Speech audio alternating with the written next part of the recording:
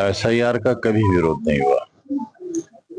विरोध हुआ इस बात का कि उसकी टाइमिंग गलत थी।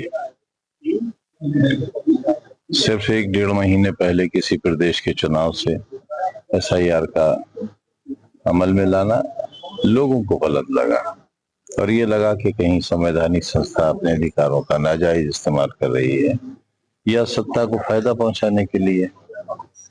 और इस बात की तस्दीक तब हुई जब एक संवैधानिक संस्था के खिलाफ एक दूसरी संवैधानिक संस्था ने अपनी व्यवस्था दी।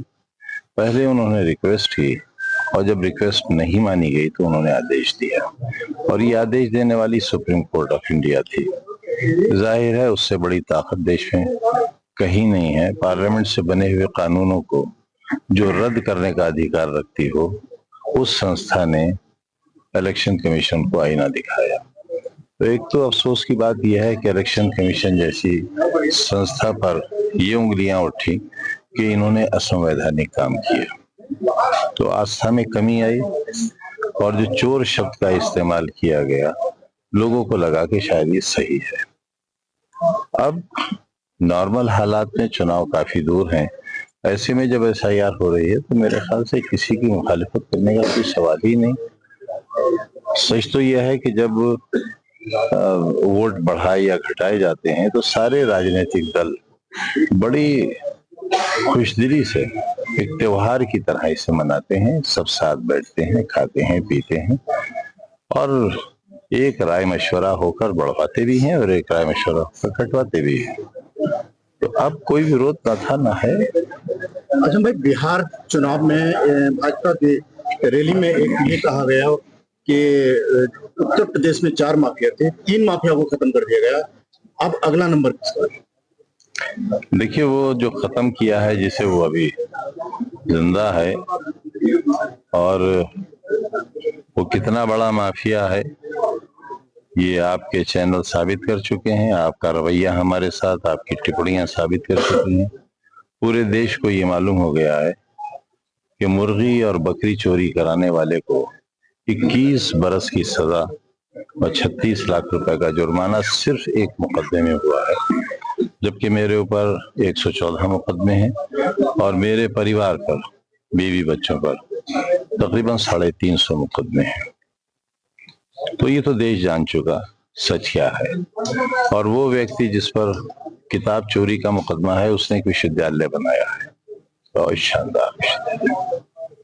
तो अगर कोई किताब चोर विश्वविद्यालय बनाता है या स्कूल बनाता है तो हमें ऐसे किताब चोर के जूते, कम से कम मैं उस किताब चोर के जूते अपने सर पर रखूंगा और उसको नमन करूंगा, उसे सैल्यूट करूंगा। अब रही जहां तक किसी नेता के कहने की, तो नेता नहीं है, उसने उसी तरह डाका मारा है यहाँ के वोटों पर जिस तरह और दूसरी जगहों पर डाका मारा गया। और वो एक ऐसे शख्स का बेटा है, मुझे माफिया कहने वाला खुद एक ऐसे शख्स का बेटा है जिसे 1975 में इमरजेंसी में ट्रेन से रामपुर के देसी कट्टों के बोरे के साथ, अटैचियों के साथ गिरफ्तार किया गया था। डीआईआर में बंद हुआ था वो, और खुद वो भी नकल चोरी का मुजरिम रहा है। ऐसे लोगों के पास जब देश की सत्ता होगी, जब ऐसे लोग विधायक और सांसद होंगे और उन्हें केंद्र सरकार की जेड सिक्योरिटी की या वाइस प्लस की सुरक्षा मिलेगी और ब्लैक कमांडोज चलेंगे, तो आप समझ सकते हैं कि क्या होगा कानून और क्या होगी व्यवस्था। अपने गरेबान में मुंह डालकर देखना चाहिए कि जो लोग अपने अजदाद से क्रिमिनल हैं, अपने अजदाद से अपराधी हैं, उन लोगों को कम से कम एहतियात बरतना चाहिए, वरना बात निकलेगी तो बहुत दूर तलक जाएगी और उनके कुछ ऐसे किस्से भी सामने आएंगे जिन्हें शायद आप दिखा भी नहीं सकेंगे, जिन्हें हमने रोक रखा है। तो सफाई दे दे, कौन मना कर रहा है? अदालत में भी चोर अपनी सफाई देता है तो उसमें क्या हो गया? अपने आप को ईमानदार साबित कर दें, बगैर बेईमानी के चुनाव करा दें। और खुद रामपुर में हम चुनौती देते हैं कि जो लोग जीते हैं हमारे कैंडिडेट के खिलाफ, खुद शहर की सीट से, अगर हिम्मत है तो देश का सबसे बड़ा व्यक्ति आकर चुनाव लड़ ले यहाँ, तो दिखा दे जीत कर। इसी पर फैसला हो जाए, हमारी राजनीति का भी और उनकी राजनीति का भी। साबित हो जाएगा चोर कौन है। मुंबई में कैसे रही आपने चुनाव लड़ने आज उनके बिल्डोजर चलेगा अगर बता किनके यहाँ कैसे रही यहाँ पे जो लड़े चुनाव बिहार में जैसे पार्टी अब बुलडोजर के पास बकौल अखिलेश जी की अकल तो होती नहीं है। स्टेयरिंग होता है, लेकिन एक चीज शायद वो भी बताना भूल गए, उसमें तेल भी होता है। वो तेल बुलडोजर भी चलाता है और जरूरत पड़े तो बस्तियां भी चलाता है। चुनाव लड़ने इसमें चल रहा है। लोग तो ऐसा ही कह रहे हैं।